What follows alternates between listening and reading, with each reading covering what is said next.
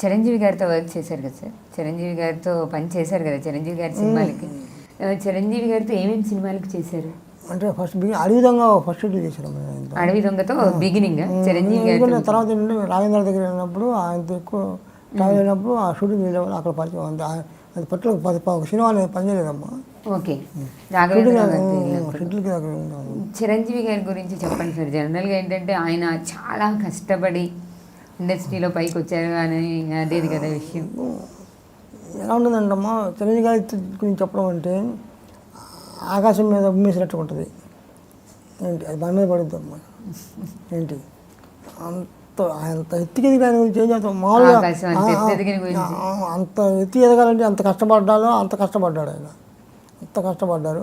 ఆ కష్టాన్ని ఆయన ఇప్పుడు ఫలితాన్ని అనుభవిస్తున్నారు. నిజంగా మెగాస్టార్ అమ్మ, నిజంగా మెగాస్టార్. మీరు దగ్గరుండి ఆయన డాన్స్ అవి చూసారా? చూసారు. యాక్టింగ్ చేసేటప్పుడు ఎలా చేసేవాడు సార్? అంటే అందరూ అనుకుంటున్నట్టు సింగిల్ షాట్లోనే చేస్తారా మెగాస్టార్ గారు? మీరు అందరూ అమ్మ మీరు ఆయన రిహార్సల్స్ చేస్తారమ్మా, 1-2 సార్లు చేస్తారు రిహార్సల్స్ కూడా. ఓకే, చేసి అడుగుతారు డైరెక్టర్ని, సరే ఓకేనా ఇంకేమైనా బెటర్మెంట్ కావాలి, ఇంకా చేయమంటారు, ఇలా కావాలి ఇలా కావాలంటే అది ఇంప్లిమెంట్ చేసుకొని చేస్తారమ్మా. సింగిల్ టేకే, సింగిల్ మంచి మెమరీ పవర్ అమ్మా. డైలాగ్ ఒకసారి చెప్తే మొత్తం గుర్తుపెట్టుకుంటాడు ఆయన.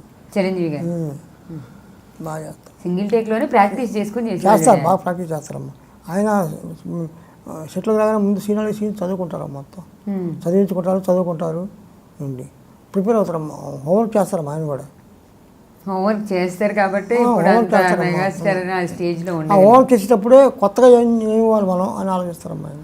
మన స్టైల్లో స్టైల్ ఇవ్వాలి, కొత్తగా చేస్తే మన జనాలకి ఎక్కుతుంది అని ఆలోచించి చేస్తారమ్మా. అందుకే ఆయన బ్రాండ్ క్రియేట్ చేస్తారు. అంతేనమ్మా, నిజంగానే.